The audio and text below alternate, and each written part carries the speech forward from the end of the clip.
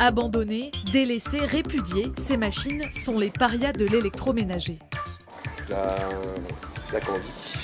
Une petite rayure, une pièce défectueuse et hop, direction la déchetterie. Leur dernier espoir, c'est Cyril et son œil aiguisé. Comment vous faites le tri?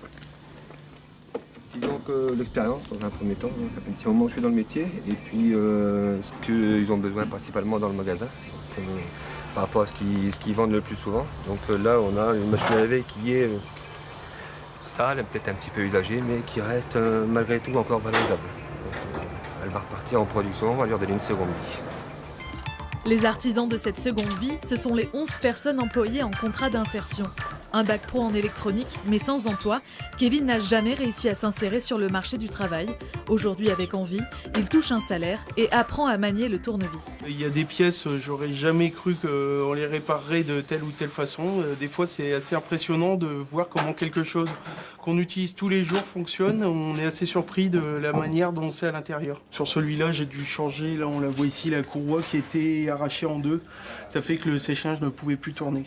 T'appuies bien fort dessus, tu vois. Les deux, il faut, voilà. Tout seul, c'est faisable, mais c'est pas pratique. C'est mieux de le faire à deux.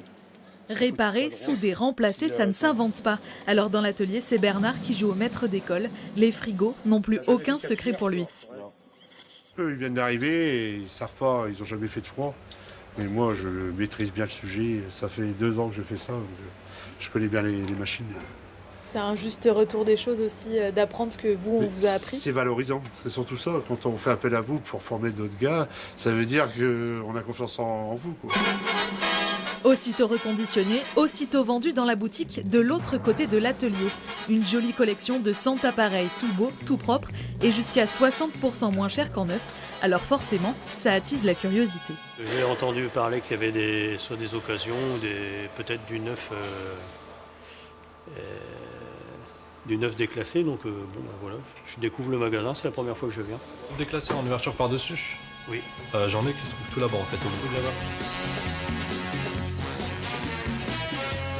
Mais dans vos occasions, c'est des machines qui ont quel âge Bon, ça dépend, il va y avoir des machines qui vont avoir 3 ans, il y a des machines qui vont avoir 8 ans. Bon, il y a des clients qui veulent acheter que du neuf, bien sûr. Après, l'occasion, généralement, ça plaît, d'autant plus qu'il y a une garantie, donc il n'y a pas de problème généralement. Dans l'Hexagone, Envie emploie 2000 salariés en insertion et rénove près de 96 000 équipements par an. Le modèle économique surfe sur la tendance de l'anti-gaspillage. On a de plus en plus de clients, on vient effectivement pour des bonnes affaires, mais qui ont une démarche aussi écologique, qui sont lassés de l'obsolescence programmée, qui en ont marre de ne pas pouvoir réparer une machine parce qu'il manque une pièce à 5 € dessus. Donc nous, on apporte une solution sur des nouveaux besoins de consommateurs. Il y a une prise de conscience et on s'en rend compte.